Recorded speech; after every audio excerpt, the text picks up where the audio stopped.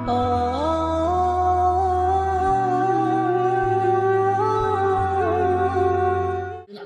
নবী সাহাবীদের নিয়ে আলোচনা করতেছেন, শত শত সাহাবী নবীর সামনে আলোচনা শুনতেছে।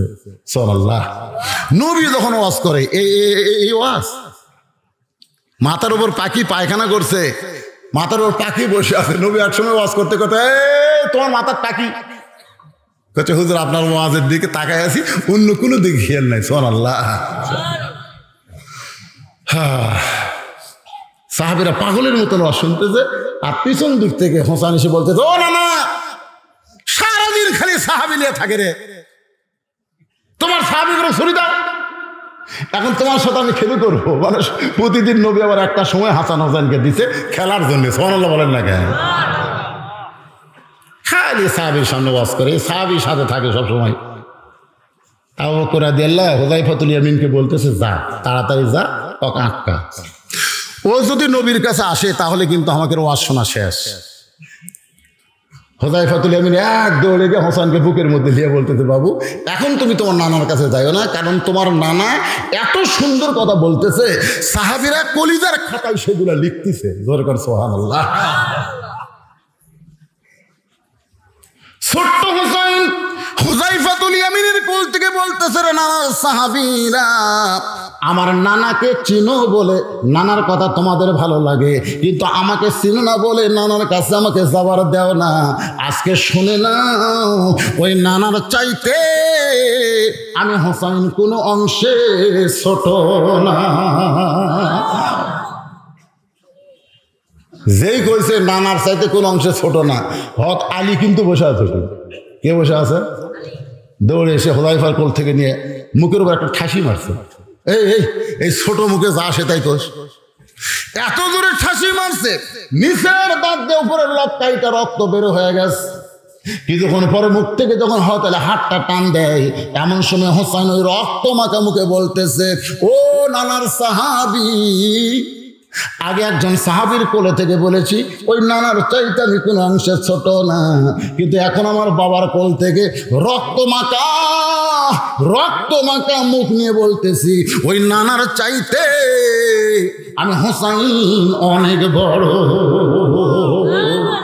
যে কইছে অনেক বড়, ওমর ফারুক অগ্নিমূর্তি ধারণ করে বলে, আলী রে, তোমার হোসেনকে তুমি সামলাও, তোমার হোসেনকে তুমি সামলাও। আমার সন্তান আব্দুল্লাহ যদি এমন কথা বলতো, আমি দুই ঠ্যাং ধরে এক টান মারতাম, ওরে সিরা দুই টুকরা করতাম। আলী যখন হোসেনকে নিজের বুকের মধ্যে রক্তমাখা মুখ ধরে নিয়ে যাওয়ার চায়, এমন সময় নবী এতিমের মতো দাঁড়াইছে। শিশুকালে মইরা গেছে মা, গর্ভে থাকতে মরছে পিতা, নবী চোখে দেখলেন না। নবী আমার এতিমের মতন দাঁড়ায় বলতেছে, আলী রে, আলী, আমার হোসেনকে আমার কাছ থেকে আলাদা করিস না। তার মানে কি? আমার হোসেনকে আমার কাছ থেকে আলাদা করিস না। সঙ্গে সঙ্গে হয়তো আলী হোসেনকে ছেড়ে দিছে, এক দৌড় এসে নবীর বুকের উপরে ঝাঁপ দেয়, না না, আমি আমার জীবনের চাইতে তোমাকে বেশি ভালোবাসি না, না, আমার জীবনের চাইতেও তোমাকে বেশি ভালোবাসি।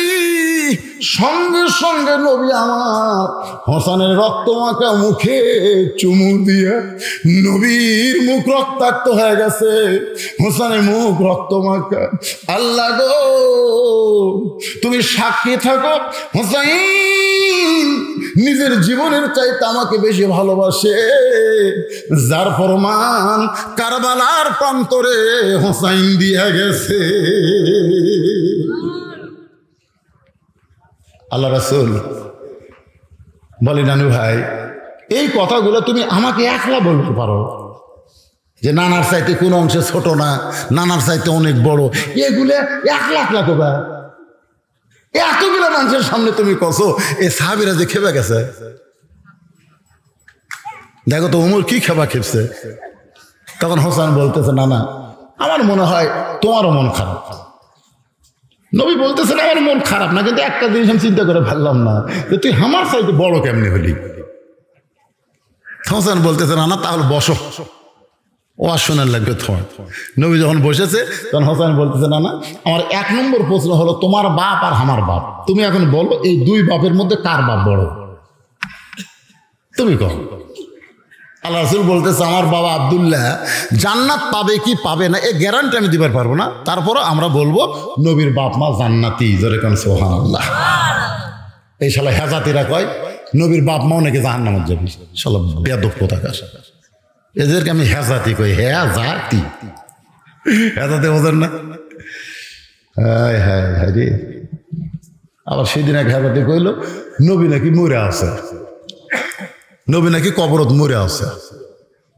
শালা এরা কি, এরা ইহুদি খ্রিস্টানের চাইতো খারাপ। ইসলামের আলো জ্বলায়া দিয়া নবী ঘুমায়া আছেন সোনার মদিনায়। ইসলামের পতাকা উড়ায়া দিয়া নবী শুইয়া আছেন সোনার মদিনায়।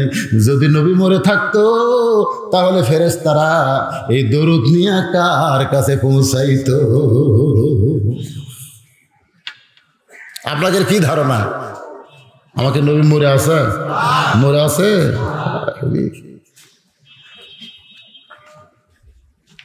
আবার এই যে কবর নিয়ে, রওজা নিয়ে, আবার এটা খ্যাত না, আসলে নবীর হাদিস, মান যারা কবরি ওয়াজাবাত লাহু শাফাআতি ইয়াউমাল কিয়ামা। কেউ যদি আমার কবর জিয়ারত করলো হাসরের ময়দানে তার শাফাআত করা আমি নবীর ওপর কি হয়ে গেল? ওয়াজিব হয়ে গেল। আরিফ বিন হাবিব কবর কসে, আর এনায়েতুল আব্বাসী বলতেছে নবী রওজা কবর করলো। কাফের। কবর মানে কি আগে বোঝা লাগবে তো ভাই। জান এই আমাদের মধ্যে সামান্য এটা আবার ইউটিউবে এইটা আবার হেডলাইন করে, এরা তো আজকে কি হেডলাইন করবি, আজকে এতগুলো আছে, হেডলাইন কোনো থাকবে না, খালি বজলু শীতের ফ্রেশ ওয়াশ।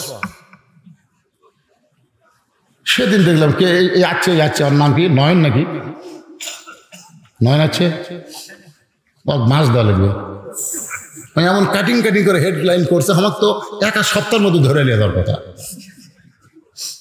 কেন ওয়াজের মধ্যে বহু কথা থাকবে, সব কথা তো হেঁটে আনা যাবে না। ধরে কোন কথা ঠিক কিনা? আমি বললাম না 23 সাল পরিবর্তনের বছর, এইটা যদি হেডলাইন করে 23 সাল হলো আওয়ামী লীগ কবর দেওয়ার বছর, এটা যদি লেখে তাহলে তো বিপদ। এটি কোনো কারোর নাম আছে? কটা কারোর নাম আছে? কোনো নাম নাই তো। তারা ভিউ বাড়ানোর জন্য হেড করে। এই আলেমদের মধ্যে ফেতনা বাজানোর জন্য এই ইউটিউবেররা কিছু ভিউ বাড়ানোর জন্য এগুলো করে। এনায়েতুল আব্বাসীও ইসলামের কাজ করতেছে হকের পক্ষে। আরিফ বিন হাবিব তো চলন্ত লাইব্রেরি। জোরে কোন সুবহানাল্লাহ। চলন্ত লাইব্রেরি। কত হাদিস শুনবেন, কি শুনবেন, রেফারেন্স ছাড়া, দলিল ছাড়া একটা কথাও যে কয় না। তো এইরকম দুটো আলের মধ্যে আবার তর্ক লাগুক, ফেতনা লাগুক, আমরা কি এটা চাই? জোরে কোন এটাকে আমরা চাই? আমরা চাই না তো ভাই। আল্লাহর নবী বলতেছেন আমার বাবা জান্নাতে যাবে কি যাবে না তার গ্যারান্টি নাই, কিন্তু তোমার বাবা আলী শুধু জান্নাতে যাবে না, এই দুনিয়াতে 10 জন জান্নাতের সার্টিফিকেট পাইছে, তার মধ্যে 4 নম্বর হলো তোমার বাবা আলী। আমার বাবা আব্দুল্লাহর চাইতে হোসেনের বাবা আলী কোটি কোটি গুণ বড়। হোসেন বলে না না, তাহলে বাপের দিক দিয়ে কিন্তু আপনি বাপের দিক দিয়ে আপনি নিচে করে।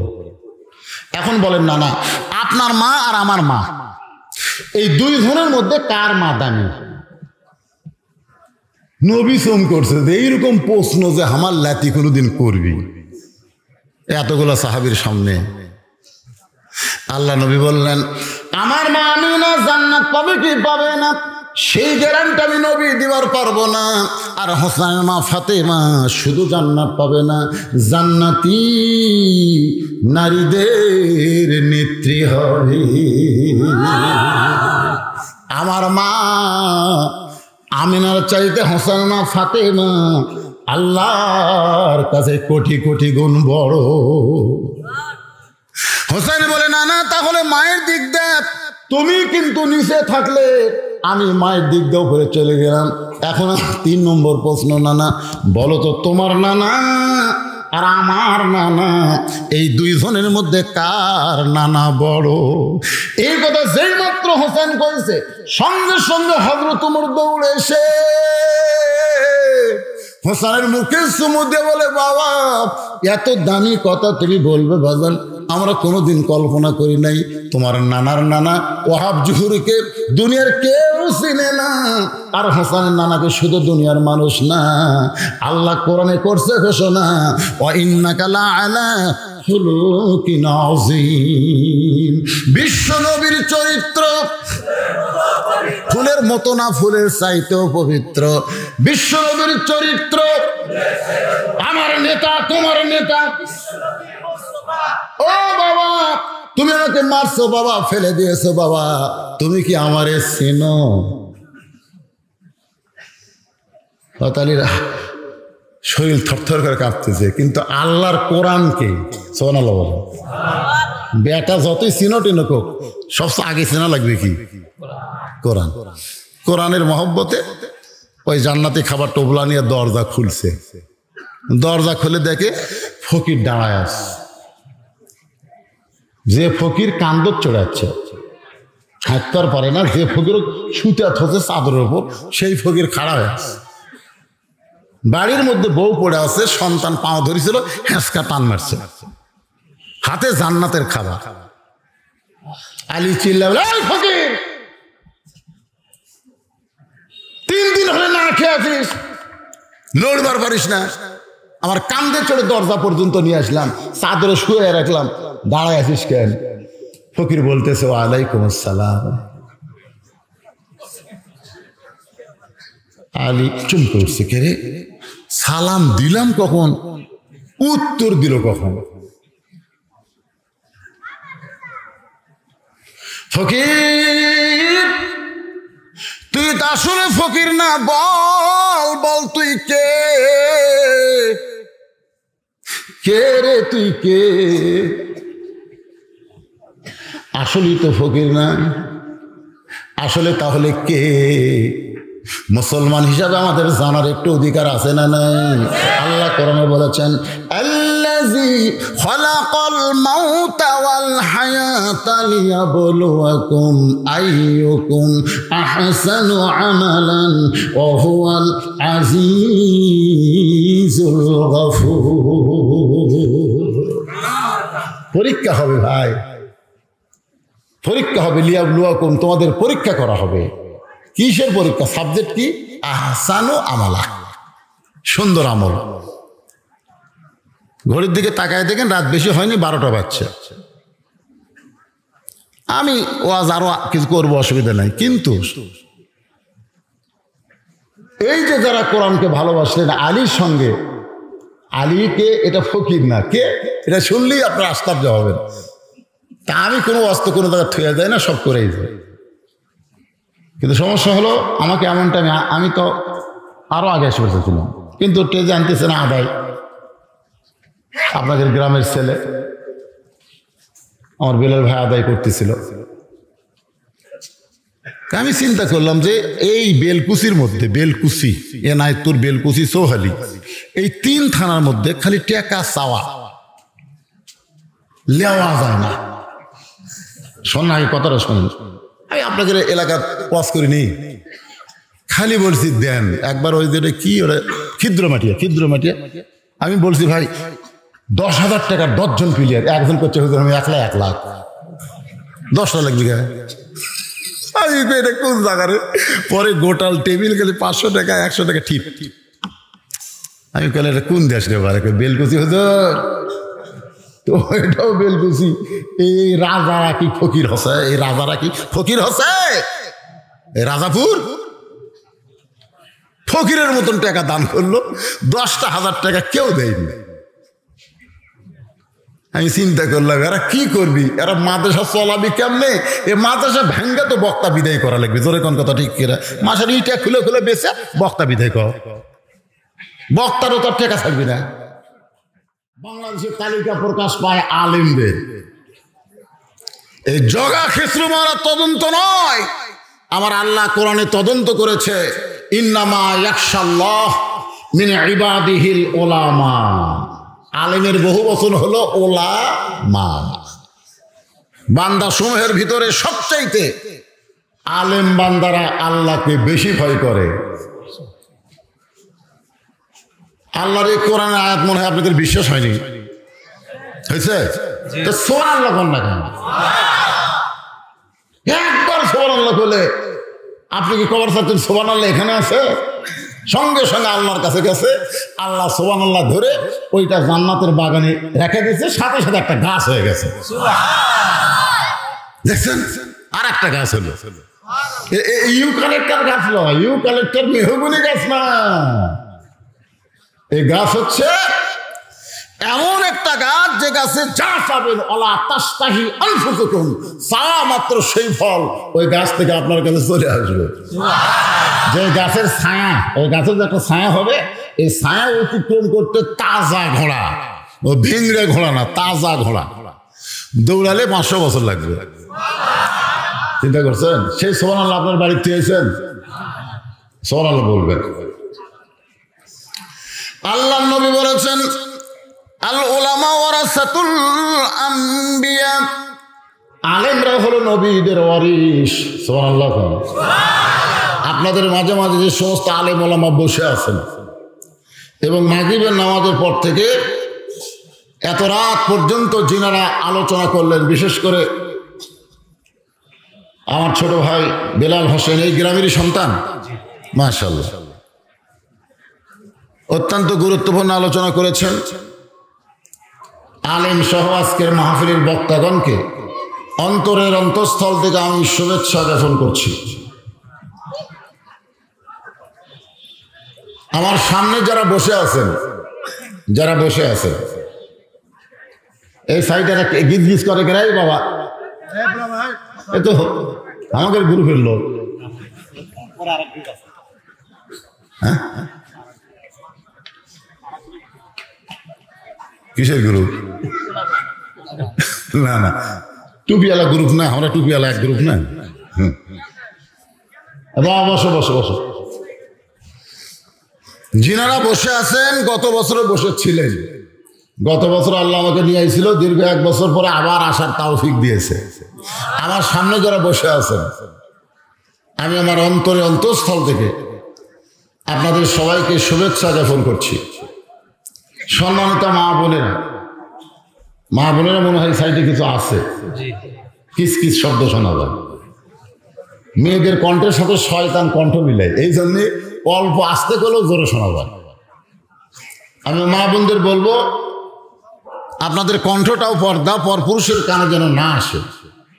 সম্মানিত মা বোনেরা, আপনাদেরকেও শুভেচ্ছা জ্ঞাপন করে এই মুহূর্তে আমি জানতে চাচ্ছি আপনারা কেমন আছেন। এই যে বললেন আলহামদুলিল্লাহ, আলহামদুলিল্লাহ, জি আলহামদুলিল্লাহ। উপায় নাই রে, উপায় নাই রে বাংলার মানুষ, উপায় নাই, আলহামদুলিল্লাহ বলা সারা উপায় নাই। কোরআনের ওয়াজ শোনে কিন্তু কোরআন মোতাবেক চলে না। এই দেশটার নাম হলো বাংলাদেশ। জোরে কোন কথা ঠিক কিনা? কোরআনের ওয়াজ শুনবে কিন্তু কোরআনের সমাজ প্রতিষ্ঠা করবে না। কোরআনের সমাজ যারা প্রতিষ্ঠা করতে চায় তাদেরকে নানা রকম নামে ডিগ্রি দিয়ে দেশ থেকে তাড়ানোর চেষ্টা চলবে। এরই নাম হলো বাংলাদেশ। জোরে কোন কথা ঠিক কিনা? আর সেই দেশে আপনারা ভালো আছেন? আলহামদুলিল্লাহ, আলহামদুলিল্লাহ। আমি সেই জন্য গানটা গাইলাম যে উপায় নাই, আলহামদুলিল্লাহ বলা ছাড়া তো উপায় নাই। বিশেষ করে এই মুহূর্তে আপনারা এমন একটা জায়গায় বসে আছেন, এই কম্বল গদ্দা ঘরে ঘরে এত শীত লাগছে।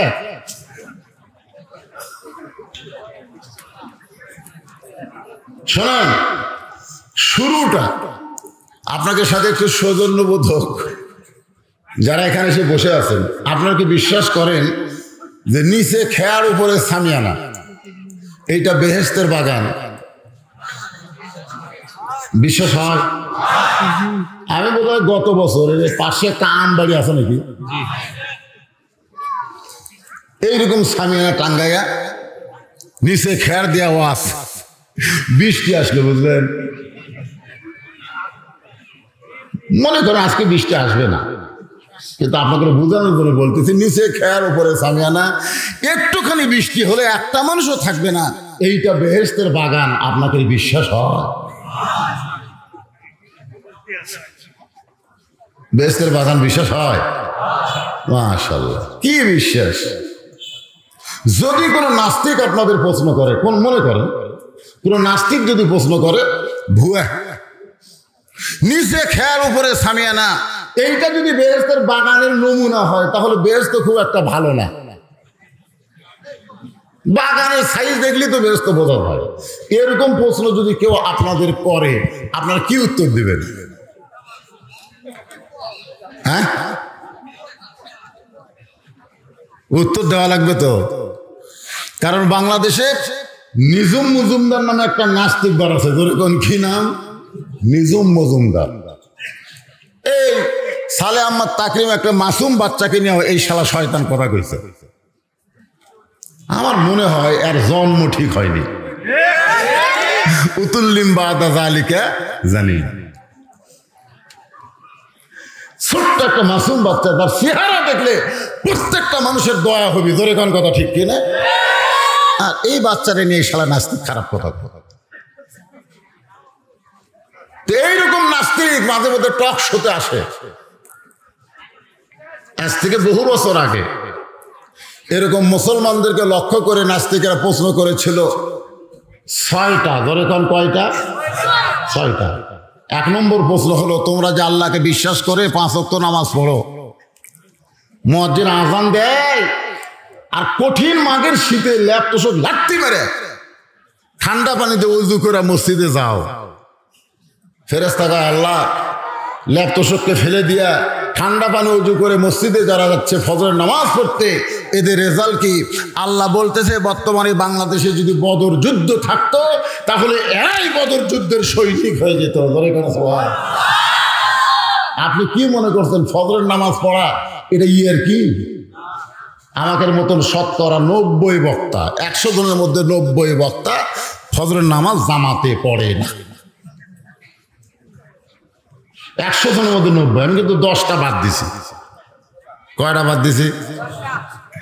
এই বক্তারা খালি ওয়াজ করতেছে, মাল কামাই করতেছে, যাই এমন ঘুম মারতেছে, কোনো মতে উঠে খাটের ধারো তাই মুম করে ওযু তো ঠান্ডা দিনে করবি না, ওটি ফজর মারবি না। আল্লাহ রাসূল বলেছেন, ফজর আযান শুনে মুসলমান দাবি করার পরে যে মসজিদে আসে না, সে মুনাফিক হয়ে যায়। জোরে কোন কথা ঠিক কিনা? মুনাফিক। কি মনে করতেছেন তোমরা যে আল্লাহকে সেজদা দাও, যে আল্লাহর নামে রোজা রাখো, তোমাদের সে আল্লাহ কোথায় আছে আল্লাহ দেখান লাগবে। খালি আল্লাহ আল্লাহ জিকির করো, আল্লাহ আছে কোথায়? নাস্তিকেরা প্রশ্ন করছে মুসলমানদের। 2 নম্বর প্রশ্ন হলো, তোমাদের আল্লাহর ঢপ কেমন? তোমাদের আল্লাহর চেহারা কেমন? আমরা যারা কলেমা পড়ে আল্লাহকে বিশ্বাস করেছি, আমরা কি কোনোদিন আল্লাহকে দেখছি নাকি? একজন দেখবার চাইছিল, কোরআন শরীফের মধ্যে আছে, তা না হলো মুসা কালিমুল্লাহ। মানে আল্লাহর সঙ্গে কথা বলতে বলতে এমন প্রেম হয়ে গেছে যে আল্লাহ দেখবার চাইছে। রব্বি আরিবি, আল্লাহ আল্লাহ তোমাকে একটু দেখবার চাই আল্লাহ। আল্লাহ বলেছে লান তারানি, সম্ভব না।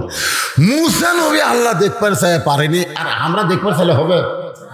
কিন্তু আল্লাহর নবী বলেছেন, বুখারী শরীফের হাদিস, আনতা আবুদুল্লাহ কাআন্নাকা তারাহু ফাইন লাম তাকুন তারাহু ফাইন্নাহু ইয়ারাকা। যখন তোমরা আল্লাহর ইবাদতের মধ্যে শামিল হবে, ইবাদতের মালিক আল্লাহকে তোমরা দেখতে পাবে।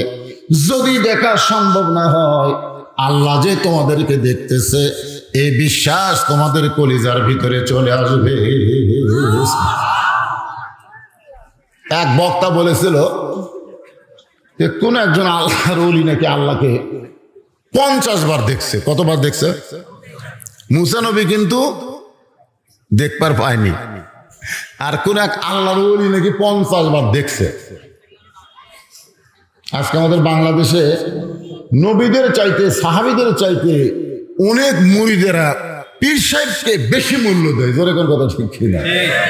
অথচ গোটা বাংলাদেশে আপনি খোঁজলে দেখেন কোন পীরের বউ পীরের কাছে মুরিদ হয়নি। খোঁজলে দেখেন আমার এলাকার যে কটা পীর আছে পীরের বইয়ের কাছে তো আমি যাওয়ার পারি না।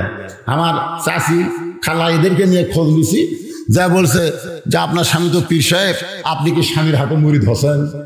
বউ বলতে তো আমার স্বামী কিসের পীর, সেটা শয়তান। নিজের বইয়ের কাছে যে স্বামী শয়তান ওই হচ্ছে পীর, ওই হচ্ছে পীর। এরকম আছে না নাই? জোরে আছে না নাই? তোমাদের আল্লাহ কোন দিক হয়ে বসে আছে? আল্লাহ ব্যাপারে 3টা প্রশ্ন কিন্তু নাস্তিকরা অটোমেটিক করে ফেলেছে। 1 নম্বর হলো আল্লাহ কোথায় আছে, আল্লাহ দেখান লাগবে। 2 নম্বর হলো তোমাদের আল্লাহর ভাব কেমন, চেহারা কেমন। 3 নম্বর তোমাদের আল্লাহ কোন দিক হয়ে বসে আছে। 4 নম্বর প্রশ্ন হলো তোমাদের আল্লাহর আগে কে ছিল এই দুনিয়ায়? তোমাদের আল্লাহর আগে কে ছিল? কে ছিল আল্লাহর আগে? কে ছিল? ছিল? একবার পড়েন, একবার পড়লে 10 পারা কোরআন পড়ার সব পাবেন। কয় পারা? 10 পারা। বিসমিল্লাহ করে শুরু করেন। বিসমিল্লাহির রহমানির রহিম। কুল হু আল্লাহু আহাদ আল্লাহুস সামাদ লাম ইয়ালিদ ওয়া লাম ইউলাদ ওয়া লাম ইয়াকুল লাহু কুফুয়ান আহাদ। তোমরা বলো তোমাদের নবী হলো বিশ্ব নবী। তোমাদের নবী নাকি আল্লাহর সঙ্গে মেরাজ করেছেন। আসমানের কোন দরজা দিয়ে নবী আল্লাহর কাছে গেল এই দরজা দেখান লাগবে। আজ থেকে 1300 বছর আগে মুসলমানদেরকে লক্ষ্য করে নাস্তিকদের পক্ষ থেকে 6টা প্রশ্ন করা হয়েছে। আল্লাহ ব্যাপারে 5টা, নবী ব্যাপারে 1টা, সর্বমোট কয়টা? 1300 বছর আগে। এখন নাস্তিকেরা যদি প্রশ্ন করে যে নিচে খেয়ার উপরে সামিয়ানা, বক্তারা কয় বেহেশতের বাগান, আর তোমরা কও ঠিক। কিন্তু এইটা যদি বেহেশতের বাগান হয় তো বেহেশত ঘরটা ভালো না রে, কারণ বাগান দেখলেই তো বোঝা যাবে। তাহলে আপনারা উত্তর কি দিবেন? সবাই চুপ করে আছেন, মানে উত্তর জানা নেই। মানে আমরা মুসলমানে এমন অবস্থা হচ্ছে, বুঝলেন? এক হিন্দু মসজিদে ধার দেওয়া প্রতিদিনই যায়, প্রতিদিন একটা হিন্দু মুসলমানের মসজিদের সাইড দিয়ে যায়। তো ওই মসজিদে এক মুসলিমের সাথে হিন্দুর আবার খুব মহব্বত। তো একদিন বলছে যে ভাই আমি তোরকে মসজিদের ধার দিয়ে যাই, তোকে তো মসজিদের মধ্যেই দেখি, তোরকে ইমাম যে হামিদা হামিদা করে, সামি আল্লাহ মানে হামিদা, এই হামিদা কার বউ? মানে হিন্দু মুসলমান জিজ্ঞেস করছে। মুসলমান বলতেছে আমি 20টা বছর হলে নামাজ পড়তেছি, আমিও তো হামিদা শুনি রে, কিন্তু হুজুরের বউ না চাষি তা তো জানি না। কত বড় পাগল! এই হামিদা মানে কি সেটাই জানে না। এরকম মুসলিম আসে না, কতক্ষণ আসে না নাই? আমি 90% মুসলমানকে মুসল্লি পাইছি মসজিদে ডান পায়ে কেন ঢোকে আসবেন তো জানে না। আপনার যে মসজিদে নামাজ পড়া ঢুকতে কোন পায়ে ঢোকেন? ডান পায়ে কেন ঢোকেন? 90 জন মুসল্লি জানে না। তাই হুজুর আগে থেকে ঢুকতেছে, আমরাও ঢুকি, আগে থেকে হয়ে আসতেছে, কিন্তু কেন ঢোকে? যে দোয়াটা বললেন আল্লাহুম্মা আফতাহলি আবওয়াবা রহমাতিক, এই দোয়াটার বাংলা অর্থ কি কয় জানি না। যে সূরা ফাতিহা না পড়লে নামাজ হবে না, সেই সূরা ফাতিহার বাংলা অর্থ কি কয় জানি না। দোয়ায় কুনুত পড়ে বেতের নামাজে, দোয়ায় কুনুতের অর্থ কি কয় জানি না। না জানা কেউ যদি পড়ে ওটা ময়না পাখির মতন সালাম দেওয়া হবে, আসল সালাম হবে না। ময়না পাখি দেখবেন শহরে আগে যারা জমিদার ছিল, ধনী মানুষ ছিল, গেট খুলতেই ময়না খাঁচার ভিতর থেকে বলতো সালামালাইকুম সালামালাইকুম, মানে ওই গেটের শব্দের সাথে ময়নার সালামের সম্পর্ক। কুত্তা গেট খুলতেছে, কুত্তা মাথা দিয়ে গেট খুলতেছে, কোন করে শব্দ আছে, ময়নাকে সালামালাইকুম। আপনি কোন ময়না কি মানুষ দেখে সালাম দিল না গেটের শব্দে সালাম দেয়? আর ওটা একটা বুলি, ওই ময়না জানি না চাম আলাইকুম মানে কি, আসসালাম আলাইকুম মানে কি, এটা ময়না জানি না। আজকে বাংলাদেশে আপনারা ওই ময়নার মতন হয়েছেন। অনেক আরবি কিন্তু আপনারা বলেন, কিন্তু আর বাংলা কি এইটা আপনারা জানেন না। এই বাচ্চারা, এই কলজার টুকরারা, এই সামনে বসে কি রে, আজকে দিনে একটা মাহফিল করলাম, তারা সে এরকম সব সামনে বসছে। আমি বললাম যে এই বাচ্চাগুলোর জন্য ওয়াজ শোনা ঠিক না, এর জন্য এরা নিজেরা একটা করে ওয়াজ, এরা নিজেরাই ওয়াজ সোনাল্লাহ খান না কেন। আমার মাদ্রাসা আছে তো, হাফজি মাদ্রাসা, এতিমখানা, প্রত্যেকটা বাচ্চার দিকে আমি যখন তাকাই একটা করে ওয়াজ আমি পেয়ে যাই। এরাই একটা ওয়াজ। একে পেশাব করা দেখলে একটা ওয়াজ পাওয়া যায়, উজু করা দেখলে এক ওয়াজ, এরা নামাজত খাড়া হলে আর এক ওয়াজ, মানে প্রত্যেকটা কাজে একটা করে ওয়াজ। এরা যখন খাচ্ছে, খাবার দেখে, খাবার যে বসার সাইজ দেখলো আপনার কলজে ভরে দেবে। এরা খাচ্ছে, খাতে একটা ভাত পড়ছে, টপ করে তুলে সেটা আবার কি করতেছে আপনি খালি দেখবেন। এরকে প্রত্যেকটা জিনিস দেখলি একটা করে ওয়াজ। এরকে ওয়াজ শোনা লাগবে না, এরাই ওয়াজের ফ্যাক্টরি। এরা রাজ্য বেড়াইছে কেন যে কোরআন শরীফ সামনে ধরতেছে, কোরআন তোমরা স্পর্শ করো উজু ছাড়া। এই বাচ্চাগুলা জীবনে নাপাক হয় না, সুবহানাল্লাহ না কেন। এমন ভাবে পবিত্র, যেদিন মাদ্রাসায় ভর্তি করে দিয়ে গেছে তখন থেকে পবিত্র। ওরা পেশাব করার সময় নাপাকি বের করে, কিন্তু ওরা নাপাক হয় না, সঙ্গে সঙ্গে ঢিলাকুলুক করে পানিলে উজু করে পাক হয়ে যায়। এটা ঠিক কি না? কারণ এমন পাক কোরআনের সঙ্গে এদের সম্পর্ক, আল্লাহ এদেরকে পাক করে দিছে। আমি বলি বাগান তোরা আমি শুনিস না, বড় হ, একে হুজুর কুটি কি শুনবা, এ ওয়াজ শুনবা, শুনলে কিন্তু ডিস্টার্ব করা যাবে না, খুব ধৈর্য হয়ে ভদ্রনা শোনা লাগবে। তো কি বলতেছিলাম একটু মনোযোগ দেন। যে আয়াতে কারিমা তেলাওয়াত করেছি সে আয়াতকে নিয়ে আপনাদের সামনে আমার আলোচনা হবে। আজকের আলোচনা, ইয়া আইয়ুহাল্লাযীনা আমানুস্তাঈনু বিস-সাবরি ওয়াস-সালাহ ইন্নাল্লাহা মা'আস-সাবিরিন। আল্লাহু আকবার। রাব্বাকা ফাকাব্বির। তাকবীর দেওয়ার কথা আল্লাহ রাসূলকে বলেছেন। আপনারা সেই তকবির দিবার পারেন? বাংলাদেশে তকবির দিলেও কিন্তু কেউ কেউ বিব্রত হয় না? চিটাগাঙ্গের এক অনুষ্ঠানে হুম্মাম কাদের চৌধুরী, হুম্মাম কাদের, সালাউদ্দিন কাদের যা ফাঁসি দিল তারই বেটা, বিএনপির সমাবেশ আর হয়তো মনেই নেই। বিএনপির আওয়ামী লীগের সমাবেশে তো এলে হয় না, ওইটা আলাদা স্লোগান। ওই যে কেউ বুঝলো লিল্লাহি তাকবীর কছে, নারায়ে তাকবীর বলছে, আর সামনে যারা খাড়া হয়ে আছে এরা যে বিএনপি করে ওটাও মনে নেই। মুখ ফসকা সগলির বাইরে গেছে আল্লাহু আকবার, ওই কাছে নারায়ে তাকবীর, সামনে সবগুলো কাছে আল্লাহু আকবার। তখন ওই বিএনপির যারা বুড়া শয়তান ওরা আবার টেজত বসে আছিল। বুড়া শয়তান কয় কে রে, এটা তো হামাকের স্লোগান লয়। কত বড় শয়তান! তুমি জন্ম নেওয়ার সময় আল্লাহু আকবার তোমার কানের শুনে হয়েছে, মরে যাও তোমার লাশ সামনে নিয়ে জানাজার ইমাম আল্লাহু আকবার শোনাবে। জোরে করে কথা ঠিক কি না? তাহলে আল্লাহু আকবার কোন দলের? এই বুড়া শয়তানগুলো কি কয়, এটা তো বিএনপির স্লোগান না, এটা কার স্লোগান?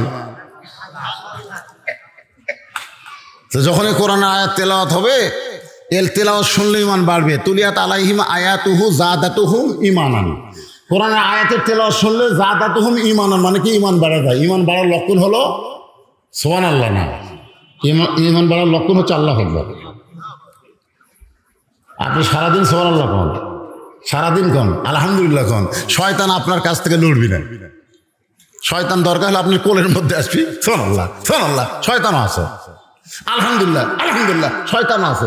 কিন্তু যে আল্লাহ আকবার করবেন, ওরে বাবা রে, ওই বাতাস ছাড়তে ছাড়তে পলায় যাবে। আজকে বাংলাদেশে সুবহানাল্লাহ আলহামদুলিল্লাহ অনেকের সহ্য হয়, আল্লাহ আকবার যাদের সহ্য হয় না এরাই হলো পুরা শয়তান। ধরে কোন কথা ঠিক কিনা? এরাই শয়তান। লিল্লাহি তাকবীর। জনগণ বুঝুক যে একটা মাহফিল হচ্ছে। সুবহানাল্লাহ। ইমানদারকে লক্ষ্য করে আল্লাহ বলতেছেন, যদি তোমরা কিছু পাবার চাও তাহলে ধৈর্য আর নামাজের ভিতর দিয়া চাও, নিশ্চয় আমি আল্লাহ ধৈর্যশীলদের সঙ্গে রয়েছি। এটা হলো আয়াতের বাংলা অর্থ। এখন আপনারা আসেন, একজন মস্ত বড় সাহাবী, নাম হচ্ছে হযরত আলী। এখন নাম কি? নাম শোনেন নাই? আল্লাহ রাসূল বলেছেন, আমি 400 বার আবু জেহেলের কাছে গেছি, প্রত্যেকবার আবু জেহেল আমাকে অপমান করে ফিরে দিছে, কিন্তু আলী যদি আবু জেহেলের কাছে যাইতো আমার মনে হয় আবু জেহেল ঈমান গ্রহণ করত। তো সাহাবীরা বললেন, হুজুর তাহলে আপনি না যায় আলী পাঠিয়ে দিলেই তো হয়। রাসূল বললেন, আমার বড় ভয়, কারণ আমার সঙ্গে আবু জেহেল যে ব্যবহার করে ওই ব্যবহারটা যদি আলীর সঙ্গে করে, আলী সঙ্গে সঙ্গে কি করবে? এই জন্য যতদিন আল্লাহ রাসূল দুনিয়াতে ছিলেন ততদিন আলীকে দাওয়াতের কাজে পাঠাননি। রাসূল বলেছেন, আমি যখন থাকবো না আমার এই কাজ তোমাদের করতে হবে। এই কাজ কে করবে? আনা মাদিনাতুল ইলমে ও আলিউ বাবুহা। রাসূল বলেছে, আমি হচ্ছে ইলমের শহর, আর এই শহরের দরজার নাম হলো হযরত আলী। জোরে কোন সুবহানাল্লাহ। তাহলে আলেম হিসাবে যত নবীর সাহাবী ছিল সবচাইতে বড় আলেমের নাম কি?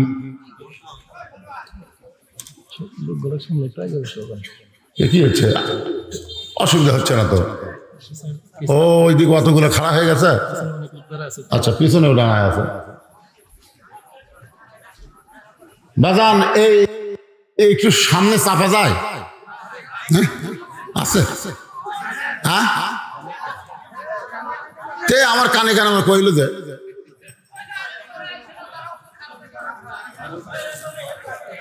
এই বাবা তোমরা যদি বসবার সব ভিতরে এসে বসো। আচ্ছা ঠিক আছে, এনারা হচ্ছেন মেজমান, বোঝেন না? আর আপনারা যারা ওয়াজ শুনতে আইছেন তারা কি? মেহমান। মেহমানদের বসতে দেওয়া সুন্নাত। এই জন্য ওনারা বলতে হুজুর দেখেন তো যারা বাহিরে দাঁড়িয়ে আছে আশেপাশে আছে তাদেরকে বসানো যায় কিনা। এই জন্য কি হলো? এখানে কি হয়েছে? কিছু অসুবিধা হয়েছে? হ্যাঁ, একটু চাপেন, জিকির করেন আর চাপেন, যা হয় পিছনে ফাঁকা থাকা অসুবিধা নেই। চাপা আপনারা আসেন, যারা আশেপাশে রাস্তা আছে তোমরা এসে বসো। লা ইলাহা ইল্লাল্লাহ, লা ইলাহা ইল্লাল্লাহ, লা ইলাহা ইল্লাল্লাহ, লা ইলাহা ইল্লাল্লাহ, লা ইলাহা ইল্লাল্লাহ, লা ইলাহা লা ইলাহা ইল্লাল্লাহ মুহাম্মাদুর রাসূলুল্লাহ সাল্লাল্লাহু আলাইহি ওয়াসাল্লাম। আল্লাহ কোরআনে বলেছেন, ওমান আহসানু কওলান মিম্মান দাআ ইলাল্লাহ ওয়া আমিলা সালিহান وقال إنني من المسلمين। ওই ব্যক্তির চাইতে উত্তম কোনো ব্যক্তি নাই যে ব্যক্তি মানুষকে আল্লাহ রাস্তায় ডাকে, আল্লাহ রাস্তায় দাওয়াত দেয়, আল্লাহ রাস্তায় তাবলীগ করে। ওই মানুষের চাইতে উত্তম কোনো মানুষ নাই যে মানুষ আল্লাহ রাস্তায় কি করে? মানুষকে দাওয়াত দেয়, মানুষকে ডাকে, তাবলীগ করে। কিন্তু এখানে বলেছে শুধু ডাকে না, আমিলে সালে আসে, নিজেও নেক আমল করে, ইন্নানি মিনাল মুসলিমিন, এবং সে মুসলমান হিসাবে সমাজে পরিচয় দেয়। এটা হলো আমার আল্লাহর বাণী। বাংলাদেশের আলেমদের পক্ষ থেকে বিশ্ব ইজতেমার যে তারিখ নির্ধারণ করা হয়েছে, এটা কত? বিশ্ব ইজতেমা টঙ্গীতে 13-14 হ্যাঁ, দুই দল কিন্তু আছে, বুঝলেন? একটা হলো জাহেল দল, একটা হলো আলেম দল। এই কথাটা খেয়াল করবে। জাহেল যারা, এরকে সমস্যা হলো এরা 3 চিল্লা দিয়ে এসে মুক্তি হয়ে যাবে। আমাদের বাংলাদেশের কিছু লোক সৌদি আরবে কিন্তু কাম করবার যায়, যখন কি করবার যায়? কাজ করবার যায়। 4 বছর পরে আসে ওই মসজিদের মধ্যে ফেতনা করতেছে। 4 বছর পরে ঘুরে যাচ্ছে আসে আমি হাত এটি বান্ধেন গেছে।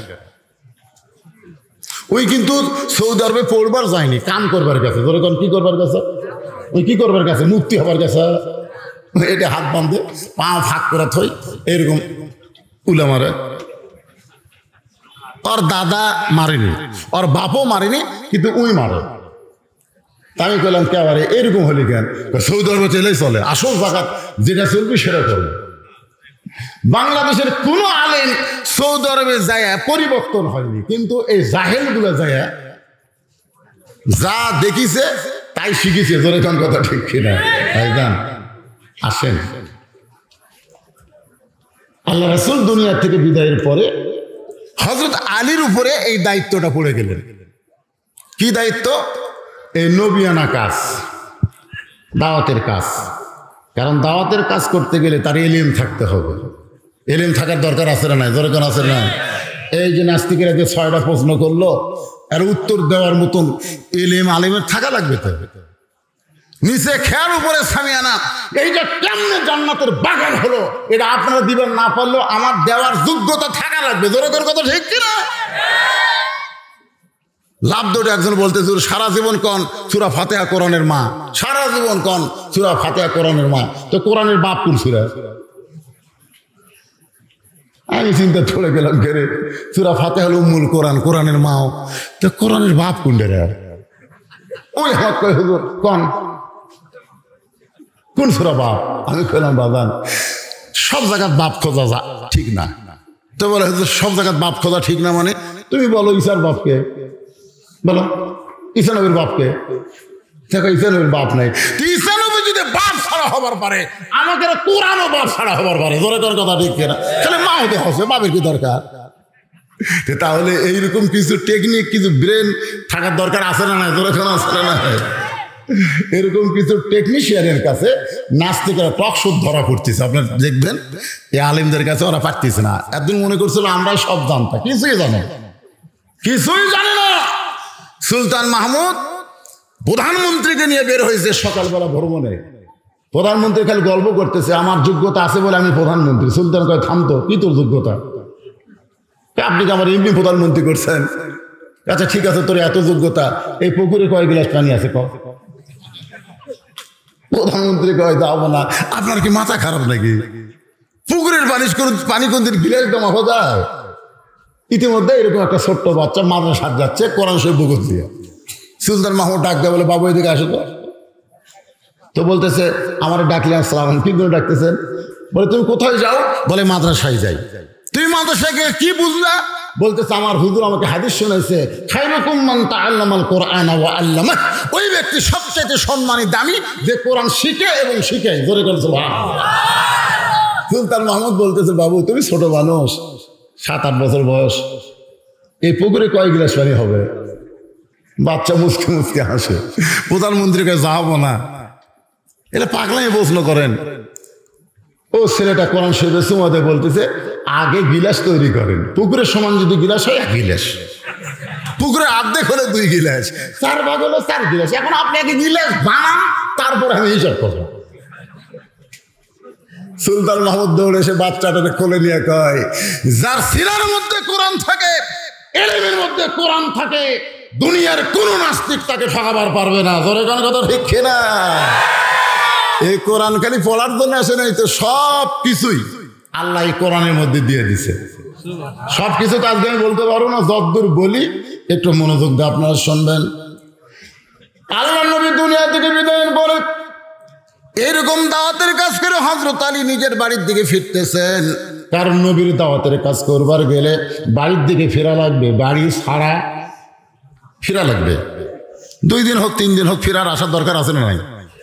গভীর রাত্রে যখন আল্লাহ রাসূল দরজা দাঁড়াতেন, সঙ্গে সঙ্গে মা খাদিজা দরজা খুলে দিতেন।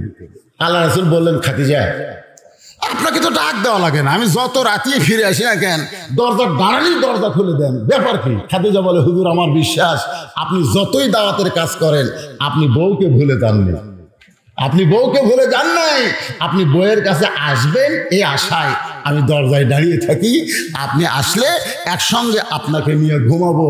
আল্লাহ তাআলা বললেন হুন্না লিবাসুল্লাকুম ওয়া আনতুম লিবাসুল্লাহুন্না, স্বামী হলো বিবির পোশাক, বিবি হলো স্বামীর পোশাক। ধরে কান সুবহানাল্লাহ। তার মানে বোঝা গেল নবীর দাওয়াত হচ্ছে তুমি যেখানেই দাওয়াতের কাজ করবার চাও আবার পরিবারের কাছে ফিরে আসা লাগবে, কারণ পরিবার তোমাকে নিয়ন্ত্রণ করতে হবে।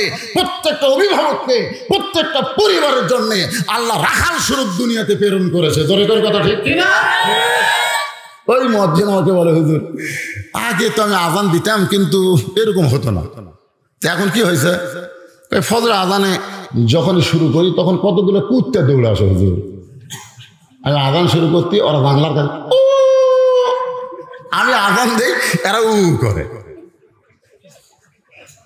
আপনাকে এলাকাতে এরকম হয়? মুয়াজ্জিন আজান দিলে কুত্তে কিন্তু লোকমা দেয়। তাকে মুয়াজ্জিন বলে হুজুর এইরকম কুত্তে উ করে কেন? আমি বললাম মুয়াজ্জিন আমাকে চিন্তা করা লাগবে কি জন্য কুত্তে এরকম করে। কুত্তে তো আগে এরকম করতো না, আগেকার মুয়াজ্জিন আজান দিচ্ছে তখন তো করেনি, এখন করে কেন? তো একদিন আমি চিন্তা করলাম যে কি খবর, মুয়াজ্জিনের কাছে গেলাম, যা বললাম যে ছেলে মেয়ের খবর কি? তো মুয়াজ্জিন বলতেছে আমার 2 আইডিয়া, মানে ছেলে বলতেছে না আমার 2 আইডিয়া, সারাদিন ঘরে সারা রাত ঘুমাই, এক শালাও নামাজ পড়ে না। আমি বললাম এই জন্যই কুত্তা লোকমা দিছে, কেন আল্লাহ বলেছে কু আনফুসাকুম ওয়া আহলিকুম নার, জাহান্নামের আগুন থেকে বাঁচতে গেলে একলা বাঁচলে হবে না, তোমার আহালদের নিয়ে বাঁচা লাগবে। জোরে কোন কথা ঠিক কি না? তুমি মসজিদে আজান দাও as-সালাতু খায়রুম মিনান নাওম, তোমার ছেলে শুনতে পায় না, এই জন্য তোমার আজান কুত্তা সহ্য করতেছেন। কি মনে করতেছেন? হযরত আলী দাওয়াতের কাজ করে নিজের বাড়ির দিকে যখন ফিরতেছেন এমন সময় রাস্তার পাশে তাকায় দেখেন একটা মানুষ পড়ে আছে। খুব খেয়াল করে শুনবেন, মরে আছে না জীবিত আছে এইটা জানার জন্য হযরত আলী সালাম দিলেন, কারণ মরা মানুষকেও সালাম দেওয়া যাবে। গোরস্থানের পাশ দিয়ে যদি যান আপনি সালাম দেবেন, যদিও সালামের উত্তর পাবেন না, কিন্তু যাদেরকে সালাম দেবেন তাদের জন্যই আল্লাহ রহমতের দরজা খুলে দিবে। আপনার যখন গোরস্থানের পাশে যান সালাম দেন না, আপনার কি উত্তর পান? কিছুদিন আগে একজন পাশে এটা ফেসবুকে দিছে, মানে মাঝে মধ্যে কবর যায় আর বাপের কবর জিয়ারত করে যাই বলতেছে আসসালামু আলাইকুম আহলাল কুবুর, একজন লোক আসছিল পাঁচির কাছে, ওয়ালাইকুম আসসালাম, যেই কষে বুঝিলেন স্যান্ডেল ছুঁয়ে দৌড়। মানে তারপরে যদি বলে ভাই চলো কবর, বাপ মা না না না আর যাবো না ভাই, যে ভয় খাওয়া খাসি আমি আর যাবো না। মানে শয়তান তোর এমন ভাবে ধোকা দিছে, আজকে সমাজে কোনো ছেলে যদি ভালো হবার চায় অনেক শয়তান ছেলে তাদেরকে নষ্ট করার পায় তারা করে। জোরে কোন কথা ঠিক কিনা?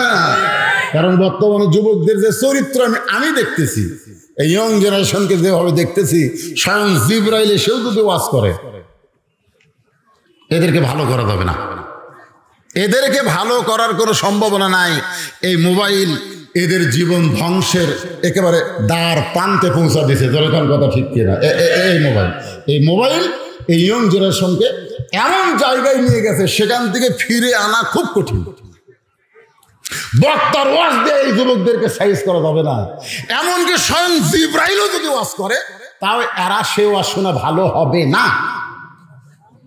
তাহলে আপনার বললেন হুজুর এভাবে কি সমাজ ধ্বংস হবে? ধ্বংস হবে না।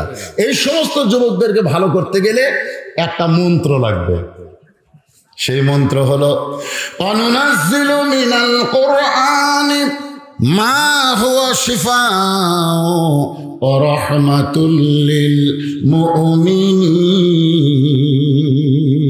এই যুবকদের ভালো করতে গেলে বর্তমান সরকারের আইন দেওয়া হবে না, পুলিশের আইন দেওয়া হবে না, র্যাবের আইন দেওয়া হবে না, মানুষের তৈরি করা আইন দেওয়া হবে না। এই যুবকদেরকে ভালো করতে গেলে আমার আল্লাহর কোরআনের আইন লাগবে। ধরে গান ঠিক কিনা? কি হয়েছে জানেন, আমার এলাকাতে যে আর্জেন্টিনার ব্রাজিল, আর্জেন্টিনার ব্রাজিল, আমি তো এগুলো বুঝি না, পতাকা বানাচ্ছে, পতাকা। তা আর্জেন্টিনারা বানাচ্ছে 200 হাত, 500 হাত, ব্রাজিলেরা বানাচ্ছে 300 হাত। পতাকা, গোটা রাস্তা পতাকা, খালি এই পতাকা চলছে। এই ছেলেরা সেলুনে যা বলতেছে যে আমার চুল মেসির কাটিং করো, মেসি যেভাবে চুল, আরেকজনকে আমারটা নেইমারের মতন করে দাও। আপনারা বলেন তো, যেই যুবক মেসি নেইমারকে অনুসরণ করে মাথার চুল কাটতেছে, আর্জেন্টিনার পতাকা বানায়, ব্রাজিলের পতাকা যেই যুবকেরা বানাইতেছে, এই যুবককে কি দিয়ে ভালো করবেন? আপনি কি জানেন আর্জেন্টিনায় নামাজ তো দূরের কথা, আজান দিবার দেয় না, আজান দিবার দেয় না।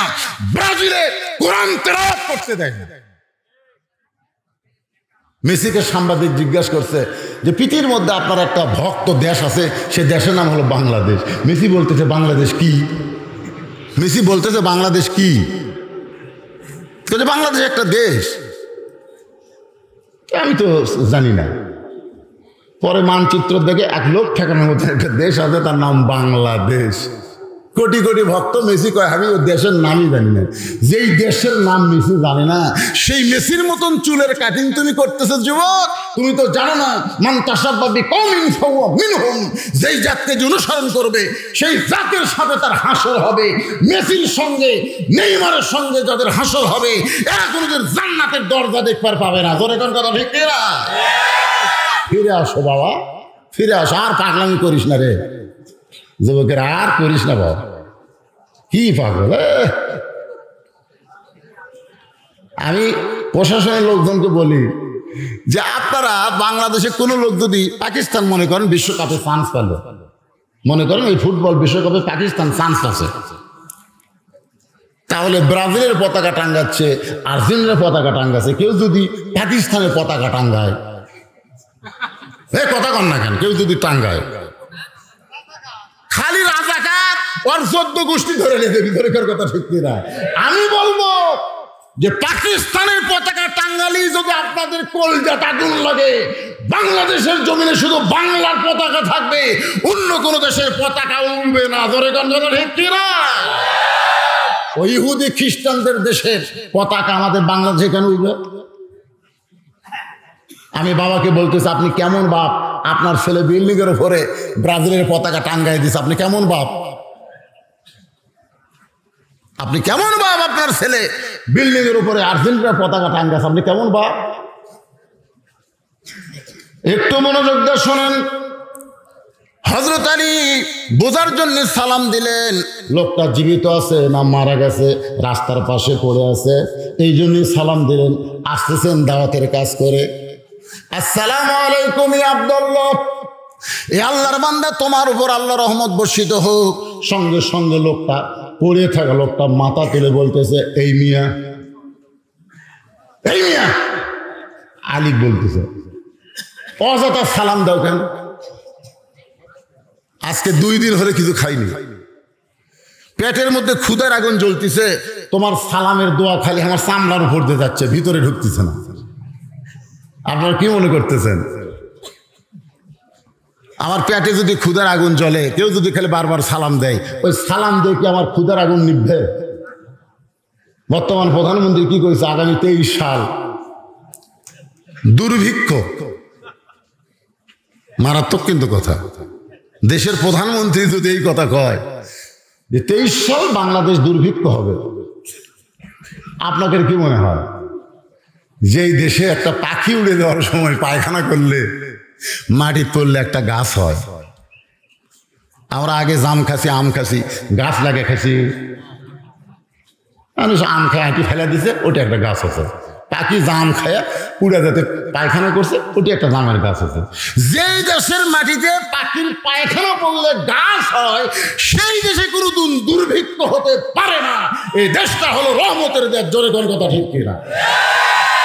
তবে আমি একটা জিনিস বুঝতে পারছি, 23 সাল দুর্ভিক্ষর বছর না, 23 সাল ইনশাল্লাহ পরিবর্তনের একটা বছর হবে। মানে যতদূর পর্যন্ত আল্লাহ আমাকে জানার তৌফিক দিচ্ছে, কিছু একটা হবে।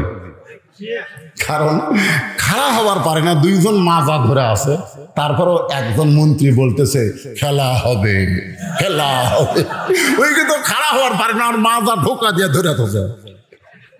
আমি তখন বললাম, চিন্তা করলাম, যেই দেশের এইরকম বিশাল বিশাল নেতা, তারা যদি খেলা হবে এরকম অশ্লীল কথা বলে, সেই দেশে কিছু একটা হবেই হবে। ধরে কোন কথা ঠিক কিনা?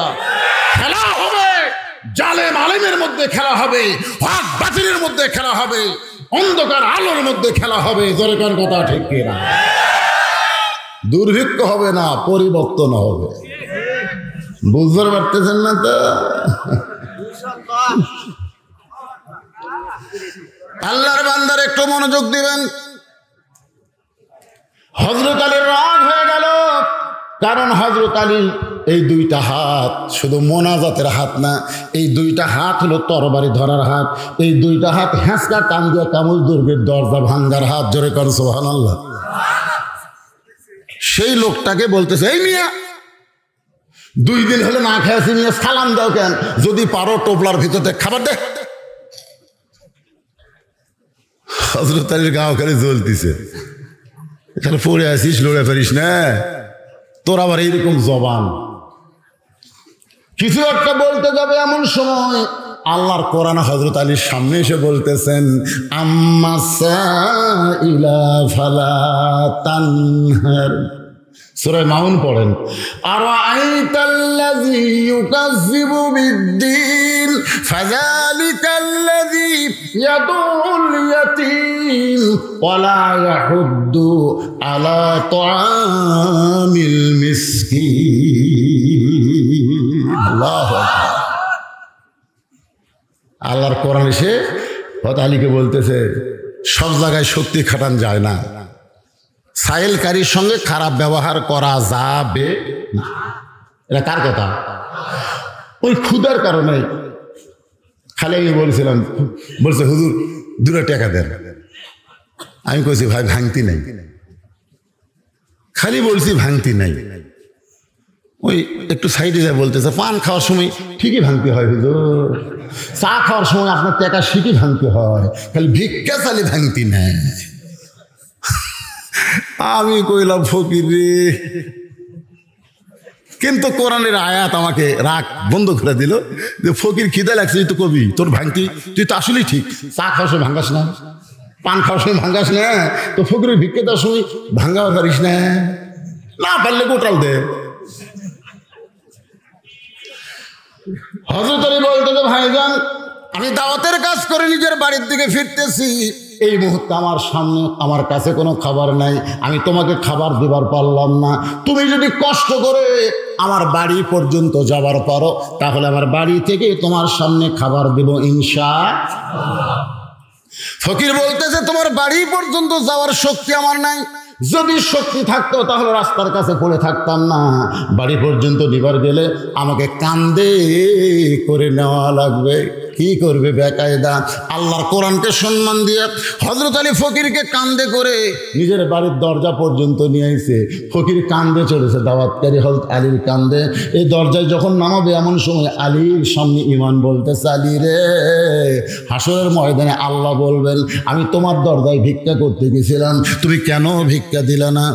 হাসরের মানুষ বলবে, আল্লাহ আপনি কি কোনোদিন ভিক্ষুক হতে পারেন? আপনি কেন ভিক্ষা করতে যাবেন? আল্লাহ বলে, বান্দা তোর দরজায় কোনো ফকির যখন ভিক্ষা করতে গেছিল, আমি আল্লাহ তখন ফকিরের সঙ্গে ছিলাম। আলী চিন্তা করতেছে যে কাঁধ থেকে ফকিরকে নামে কোথায় রাখবো? মাটিতে রাখবো? ফকিরকে মানুষ কি দেয়? বসতে দেয়? ফকিরও কোনোদিন আপনার চেয়ার দিচ্ছেন? আমার এলাকার এক মানুষ কয়, হুজুর বাবা মরে গেছে, 2টা গরু জবকের অনুষ্ঠান করলাম হুজুর। এই বললাম, ভাই ফকিরের খবর কি? ফকিরা বলতেছে, আমরা গেছিলাম খাবার, কিন্তু আমাকে বসবার দেয়নি, আমাকে বলছে খেরের পালার কাছে যা, ওই সাইডে যা, বাঁচলে পাবো, না বাঁচলে পাবো। আমি বললাম, 2টা গরু না, 200 গরু যদি জব করো, তোমার বাপের কবর পর্যন্ত একটা নিকেও যাবে না, একটা নিকেও যাবে না।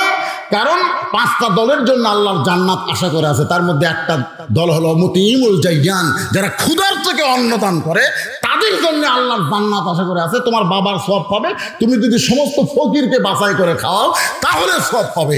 ধনী মানুষকে খিলে তুমি তোমার বাবার কবরে সওয়াব পৌঁছাবা, এটা কখনোই সম্ভব না। জোরে কোন করতে ঠিক কিনা? 200 গরু যদি জব করো, তোমার বাপের কবর পর্যন্ত যাবে না, একটা নিকেও যাবে না। কারণ 5টা দলের জন্য আল্লাহর জান্নাত আশা করে আছে, তার মধ্যে একটা দল হলো মুতিমুল জাইয়ান, যারা ক্ষুধার থেকে অন্ন দান করে, তাদের জন্য আল্লাহর জান্নাত আশা করে আছে। তোমার বাবার সওয়াব পাবে, তুমি যদি সমস্ত ফকিরকে বাছাই করে খাওয়াও তাহলে সওয়াব পাবে। ধনী মানুষকে খিলে তুমি তোমার বাবার কবরে সওয়াব পৌঁছাবা, এটা কখনোই সম্ভব না। জোরে কোন করতে ঠিক কিনা? করে দেখলেন তার টোপলার মধ্যে একটা চাদর আছে, যেই চাদরটা পরে তিনি নামাজ পড়েন। ওই চাদরটা এখন বের করে কি করবেন? ফকিরের জন্য বিছাই দিচ্ছেন। আল্লাহ কোরআনে বলেছেন, নান তানালুল বিররা হাত্তা তুনফিকু মিম্মা তুহিব্বুন। তুমি যদি আল্লাহর জন্য কিছু করবার চাও, তোমার মহব্বতের জিনিসটাই আমার আল্লাহরে দিয়ে দাও। ওই চাদরটা মাটিতে বিছাই দিয়ে ফকিরকে হযরত আলী ওই চাদর উপরে বসাইয়া এখন দরজায় সালাম দিচ্ছেন। আমার মায়েরা যারা পর্দার অন্তরালে একটু মনোযোগ দিয়ে শুনবেন।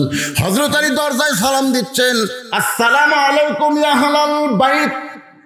যেই মাত্র হযরত আলী সালাম দিয়েছে, অন্দর মহলে ফাতেমা ছিল অন্দর মহলে। স্বামী দরজায় সালাম দিছে, আর স্ত্রী আছে কোথায়? অন্দর। খুব খেয়াল করবেন, এটা আপনাকে জানা দরকার। অন্দর।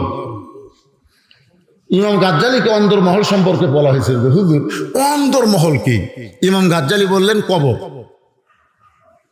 যে বলছে কবর, সব ছাত্র শ্রমিকরা কয় হুজুর অন্দরমহল কবরের সাথে কেন তুলনা? ইমাম গাজ্জালী বললেন, একটা মেয়ে মানুষ মারা গেলে ওই মেয়ে মানুষকে যারা কবরের মধ্যে নামাবার পারবে, কেবলমাত্র তারাই অন্দরমহলে ঢুকতে পারবে। কি বুঝলেন আপনারা?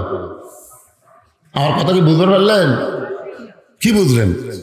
একটা মেয়ে মানুষ মারা গেলে ওই মেয়ে মানুষের লাশ ধরে যারা কবরে নামাবার পারবে, কারা ধরবার পারবে? স্বামী।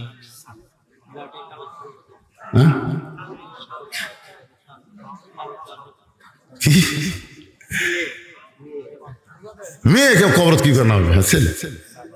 আচ্ছা, আপনারা জানেন না, জানলেও হয়তো সবাই বলতেছেন দরকার কি, কিন্তু ব্যাপার তো চিন্তা করেন, যদি কোনো দুলা ভাই বলে যে আমার আদরের শালি মরে গেছে, বেঁচে থাকতে এত আদর করছি রে, আর মরে গেছে, আমার শালিটাকে একটু কবরে নামাবার চাই, এই কথা যদি কোনো দুলা ভাই বলে, আপনারা কি বলবেন? এ কথা কান না কেন, কি বলবেন? হারাম, হারাম, শালির লাশ স্পর্শ করা হারাম। দুলা ভাই সাইডে যে হাসতেছে, একদম হাসিস কেন? বলে হাসার কারণ হলো আমি এক মোটর সাইকেল কিনছি এই শালির জন্যই। আমি যেটা বসে থাকি সেটা হলো দোপা, সেটা কি? আর পিছন দিকে উঠছে, দেখবেন কতগুলো মোটর সাইকেল করে নামছে, যেটি মরদ মানুষ বসে থাকে ওই জায়গায় কিন্তু নিচু, আর পিছন দিকে সিট এরকম উপর দিকে। মেয়ে মানুষ যদি বসে হাইলে আর পিঠের সাথে যায়, শুয়ে থাকে, খুব মজা পায়। এই জন্য অ্যাক্সিডেন্টও বেশি হয়। জোরে ফেল কথা ঠিক, এরকম মজা। তো জীবিত অবস্থায় এই শালি আমার হাতের থেকে জোর করে 500 টাকা নিয়েছে, আমি দিবের চাইনি, হাতের থেকে জোর করে খোসা দিয়েছে, চিমটি দিতে, কামড় দিছে। এই যখন জেতা ছিল তখন আমার হাতত কামড় দিয়ে 500 টাকা নিয়েছে। জীবিত অবস্থায় নাড়াচাড়া সবই হলো, আর মরার পরে লাশ ধরা যাবে না? কারণ জীবিত অবস্থায় কেউ বাধা দেয়নি, তো কেউ হারাম করেনি। ওই শালির মোটর সাইকেল নিয়ে ঘুরছে, একটা লোক হারাম করেনি, একটা হুজুরও হারাম করেনি, একটা পাবলিকও হারাম, কিন্তু মরার পরে বলতো হাত দেওয়া হারাম। আমার হাসার কারণ হলো, বাংলাদেশে হারাম কখন হয়? বাঁচলে হারাম না মরলে হারাম? আপনাকে কোনটা হারাম মনে হয়? আমার এলাকার এক মেয়ে মানুষ ভোটর ডাল আছে, কার ডাল আছে? ভোটর ডাল আছে। আর স্বামী আবার আমার খুব ভক্ত। তো ওই মেয়ে মানুষটা পুরুষ মানুষের হাত ধরে ভোটের সময়, আমি দেখলাম ওই আমারও ধরবার চাচ্ছি, এদিকে হুজুর হাতটা দেন, এরকম হাত ধরে এক বুঝলে আসে। ওই মহিলা মেম্বার এইরকম দিয়েছে, ভাই ভাই ভোট কিন্তু দেখ ভাই, কি টেকনিক উঠে গেছে এবার, মানে সগলের হাত দিয়েছে, ঝাউট ঠেকাছে, বুঝছেন না, উই আর না উঠে পারে। তো এখন ওর স্বামীকে আমি বললাম, শোন, তোর বউ যে লাগিয়েছে এবার মেম্বার হলো, তোর এই বউ যদি মরে তুই কয় কাপড় দিব? তুই কয় কাপড় দিবি বল? হুজুর আপনি আলেম মানুষ, জানেন না মরে গেলে 5 কাপড়। আমি তো জানি না ভাই রে, যে মরে গেলে 5 কাপড়, বেঁচে থাকতে লাড়ালাড়ি, এটা তো আমি জানি না। আপনারা সত্যি করে বলেন, মরার পরে যদি মেয়েদের 5 কাপড় হয় এবং লাশটা যখন 5 কাপড় দিয়ে মোড়ায় খাটনিতে রাখে, তখন সমস্ত লোক বলে এই লাশ ঢাক, লাশ ঢাক, চাদর দিয়ে খাটনি ঢাক, মেয়ে মানুষের লাশও দেখা যাবে না, এই কথা বলে। জোরে করে কথা ঠিক কিনা? সব মেয়ে মানুষের দেখবেন লাশ আবার চাদর দিয়ে ঢাকে। ফেরেশতা খালি ঘরে আর কয় আল্লাহ, এই যেত অবস্থায় গোটা পাড়া একেবারে বেপর্দা হয়ে ঘুরেছে, আর মরার পরে এত পর্দা করতেছে। আল্লাহ কয় ফেরেশতা, ওই দেশ হলো কোরআন ওয়াজ হয়, কিন্তু কোরআনের সমাজ না থাকার কারণে এই দেশে নারীদের অবস্থা এমন হয়ে গেছে। জোরে করে কথা ঠিক কিনা? যে মাত্র হযরত আলী সালাম দিয়েছে, সঙ্গে সঙ্গে অন্দর মহল থেকে ফাতেমা এক দৌড়ে আসতেছে, কারণ স্বামীর জন্য দরজা খুলবে। আল্লাহ রাসূল বলেছেন, স্বামী যখন দরজায়, বউ যদি দরজা খুলে দেয়, ও কিন্তু স্বামীর জন্য দরজা খুললো না, ও নিজের জন্য জান্নাতের দরজা খুলে নিল। এ মায়েরা শুনতেছেন? মা, স্বামী যদি দরজার ডাক দেয়, তাহলে বউ যদি এসে দরজা খুলে দেয়, ওই বউ স্বামীর জন্য দরজা খোলেনি, নিজের জন্য জান্নাতের দরজা খুলছে। গরিব মানুষেরা কিন্তু এই বউ দরজা খুলতেছে, কিন্তু ধনীকের ভাগ্য খারাপ। এর ক্ষেত্রে তোমার কলিং বেল আছে, এরা সালাম কালাম দেয় না, মারে টিপ। ম্যাডাম কোনোদিনও দরজা খোল না, কাজের বুয়া কয় দাও তো, সাহেব মনে হয় যাচ্ছে, কাজের বুয়া দরজা খুলতেছে। আমি বহু ধনীক জিজ্ঞেস করছি, ভাই আপনি যখন বাড়ি ঢোকেন দরজা খোলে কি? কাজের মেয়ে। ওই কোনোদিনও কোনো না, আমার বউ খুলে দিছে, এ কথা কোনোদিনও কয়। তার মানে ধনীর বইয়েরা জান্নাত পাচ্ছে না, কারণ ওরা স্বামীর জন্য দরজা খুলবার পারতেছে না। মাঝখানে এসে মা ফাতেমা ঘুরবে খেয়ে পড়ে যায়, দরজা পর্যন্ত আসতে পারে নাই। অন্দর মহল থেকে এই যে দরজা, তার মাঝখানে এসেই ঘুরমিয়ে খেয়ে পড়ে যায়। হযরত আলী দরজা থেকে চমকে ওঠে। এখন হয়তো আপনারা বলবেন, হুজুর দরজা বন্ধ, ফাতেমা বাড়ির মধ্যে পড়ে গেল ঘুরবি খেয়ে। এরপরে হযরত আলী দরজা থেকে কেন চমকে উঠলো? কারণ আলীর ভিতরে এমন একটা এলেম ছিল। রাসূল বলেছেন, ইত্তাকু ফিরাসাতাল মুমিনিনা ফাইন্নাহু ইয়ানজুরু বিনুরিল্লাহ। সুবহানাল্লাহ।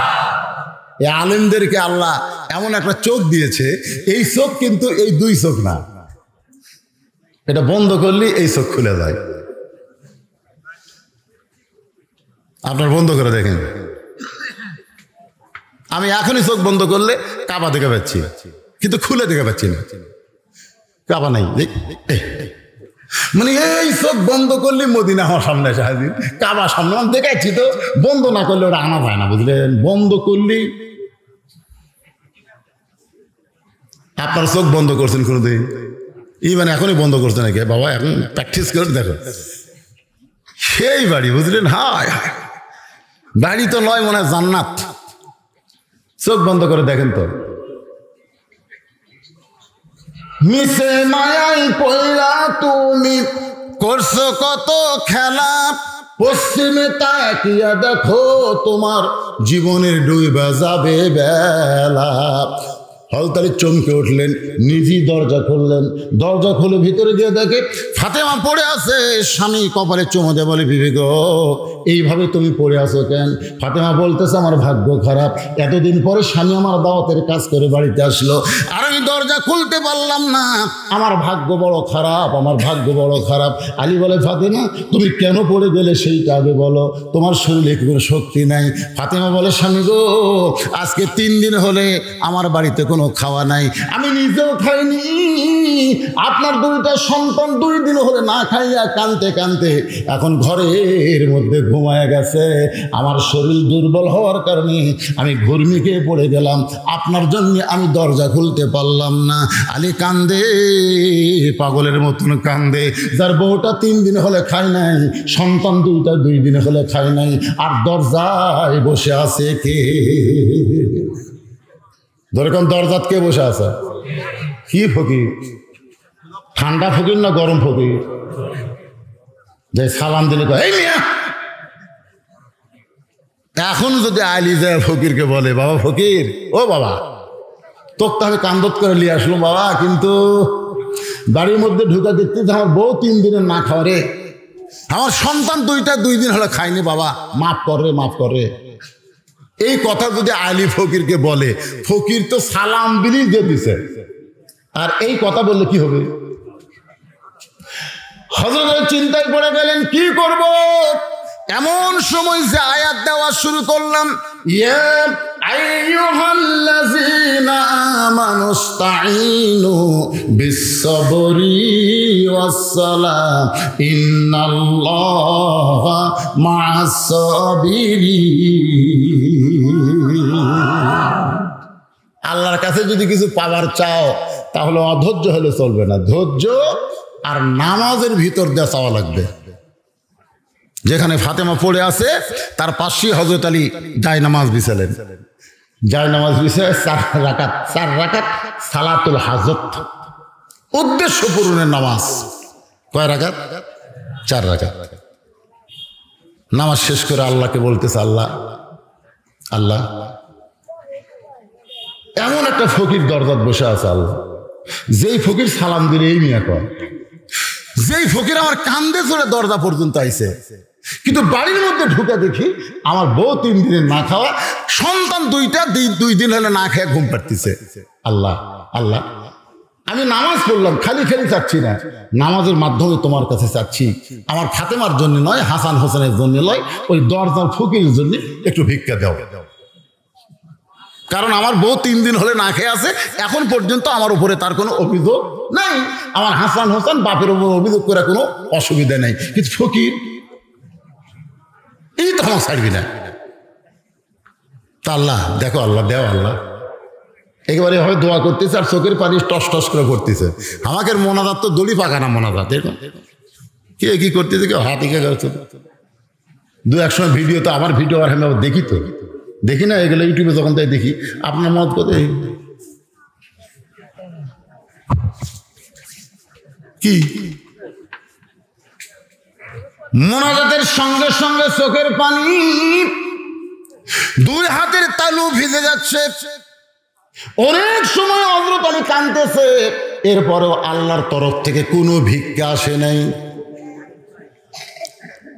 হয়তো আলী দেখতেছে মোনাজাত করে আর কাম হবে না, এবার বলতেছে, আল্লাহ লিমা তাকুলু মা লা তাফআলু। এটা কার কথা? আল্লাহর কথা। আল্লাহ বলেছে, তুমি যেইটা করো না সেইটা কেন বলো, তুমি যেইটা বলো সেইটা কেন করো না। আল্লাহ তুমি বলেছো ফকিরকে ফিরানো যাবে না, তোমার কথা মতো রাস্তার ফকির কান্দত করে দরজার বসাছি, এখন তোমার কাছে আমি ফকির হয়ে ভিক্ষা চাই, তুমি যদি আমাকে ফিরে দাও তাহলে বোঝা গেল তোমার ওয়াজ ভালো কিন্তু আমল ভালো না।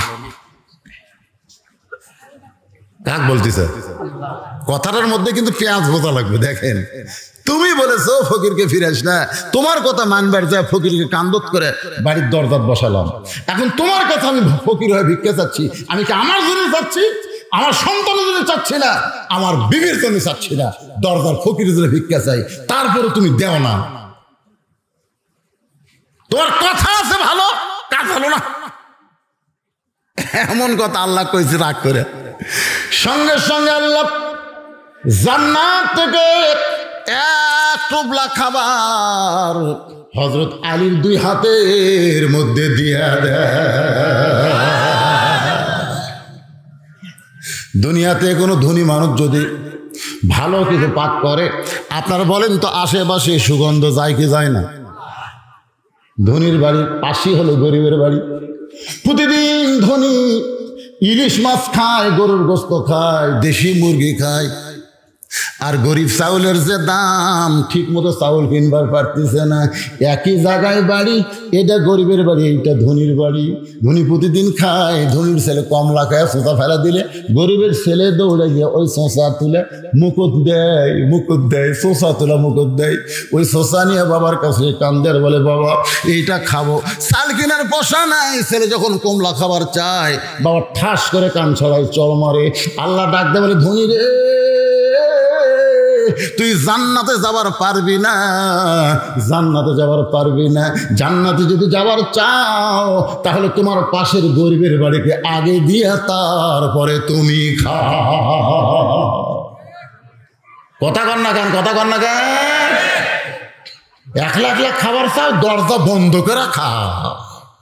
এখন সব অ্যাডভার্টাইজ জানছে, একলা একলা খাবার চাও, দরজা বন্ধ করে। দরজা বন্ধ করে মুসলমান খায় না। মুসলমানের জাতির পিতা ইব্রাহিম আলাইহিস সালাম সবসময় দস্তরখানা পিছায় খাইছে। জোরে কারো কথা ঠিক কি না? একা একা খায়নি রে, একা একা খায়নি, সবসময় রাস্তার দাঁড়া থাকতো, রাস্তার দাঁড়া থাকতো। আল্লাহর কি কামে একদিন বিকেল হয়ে গেছে, বুঝলেন? কোনো মানুষ আমাকে জাতির পিতা ইব্রাহিম পাচ্ছে না। একটা বুড়া মানুষ আইছে, নিয়ে গেছে, নিয়ে দস্তরখানা বসে আবার বিসমিল্লাহ ছাড়া শুরু করছে।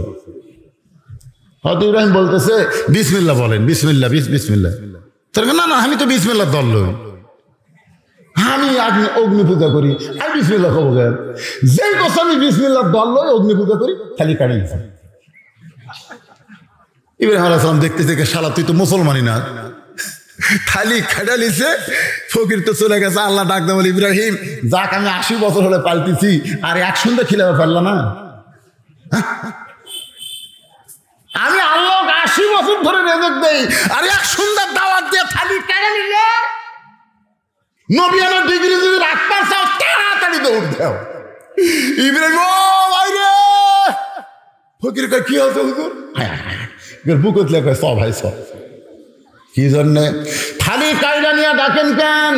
বলে আমার আল্লাহ ডাক দেয় বলে, ইব্রাহিম যাকে 80 বছর খাওয়া, এক সন্ধ্যা দাওয়াত দিয়ে খাওয়ার পারলি না, সে আল্লাহ তোকে ডাক দিবার কইছে।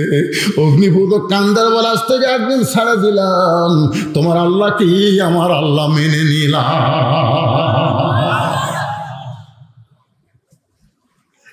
তোমার জাতির পিতার সুন্নত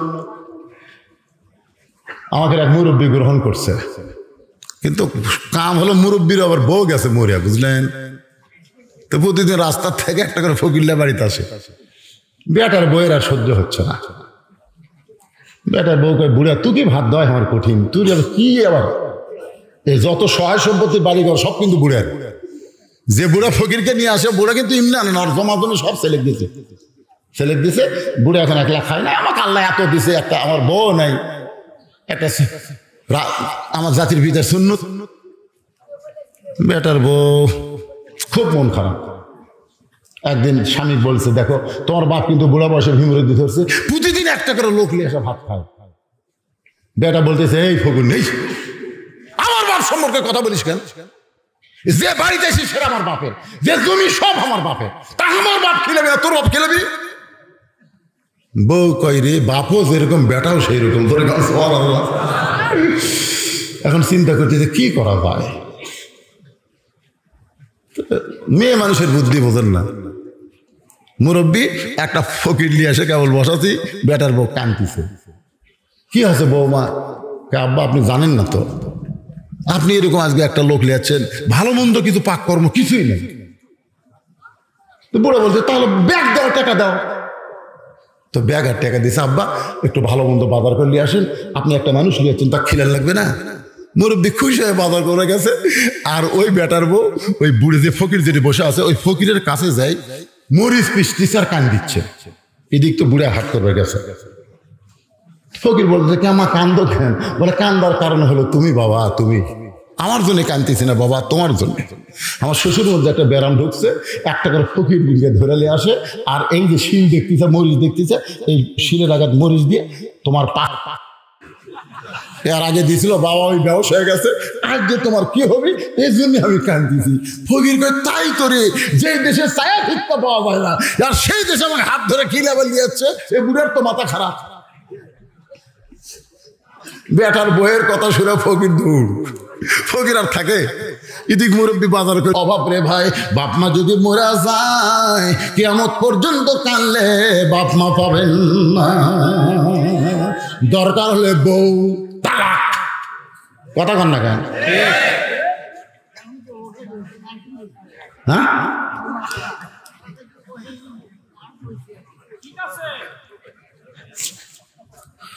মুরব্বী দরকার হলে কি তালাক, কথা কন না কেন?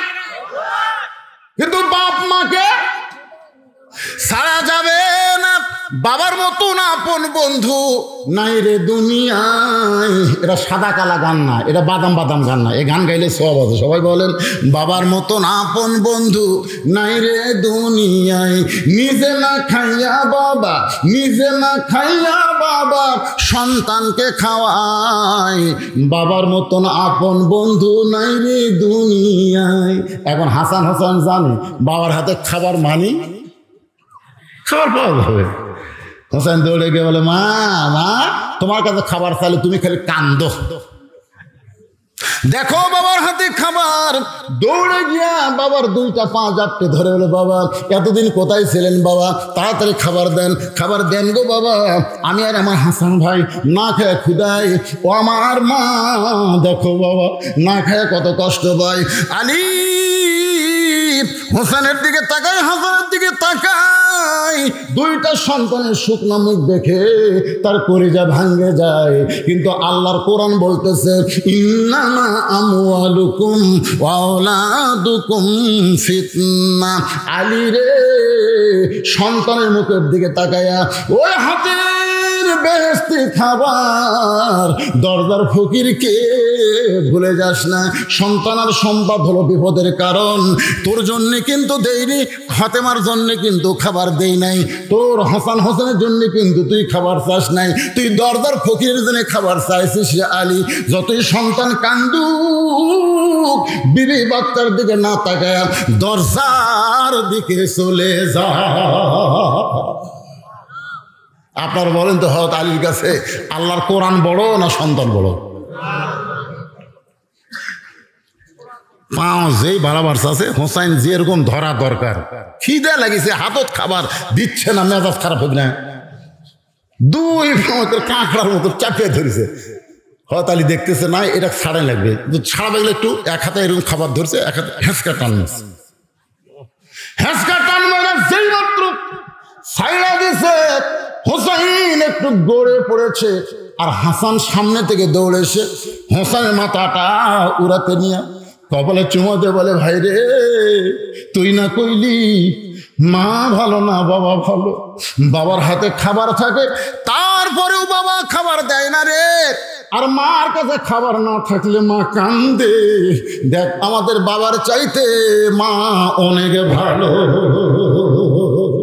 এই কথা যখন হাসান বলতেছে হোসেনকে, এমন সময় হোসেন হাসানের কোলের মধ্যে মাথা দিয়া এভাবে শাহাদত আঙ্গুলি তুলে বলতেছে, ও বাবা তুমি আমাকে মারছো বাবা, তুমি আমাকে ফেলে দিয়েছো বাবা, তুমি কি আমারে চিনো?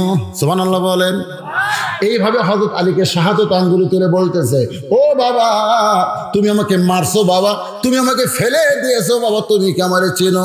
যে মাত্র বলেছে তুমি কি আমারে চিনো, সঙ্গে সঙ্গে হযরত আলীর গোটা দেহ থরথর করে কাঁপতেছে।